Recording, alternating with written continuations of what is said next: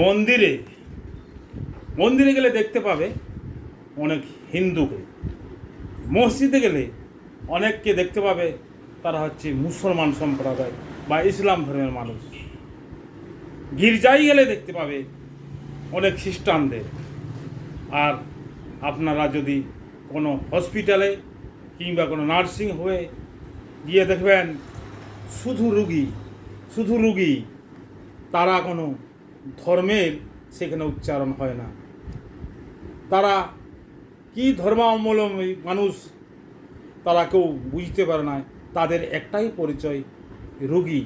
সেই রুগীর যখন কোনো রক্তের প্রয়োজন হয় তখন কিন্তু রুগীর গার্জেন এক বোতল রক্ত কেনার জন্যে বিভিন্ন জায়গায় ছুটে বেড়ায়। সেটা কোন ধর্মের রক্ত, কোন জাতির রক্ত দেখার প্রয়োজন হয় না, সঙ্গে সঙ্গে কিনে এনে ডাক্তারবাবুকে দিয়ে ডাক্তারবাবুর কাছে অনুরোধ করে বলে, ডাক্তারবাবু আমার রোগীটা একটু বাঁচিয়ে দিন। তাহলে তো ওইখানে লেখা নাই যে এটা হিন্দুর রক্ত, এটা মুসলমানের রক্ত।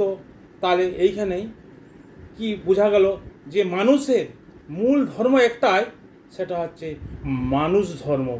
এই যে মানুষ ধর্ম বলে প্রচার করে আমার ধর্ম বড়, এটা কিন্তু ভুল ধারণা।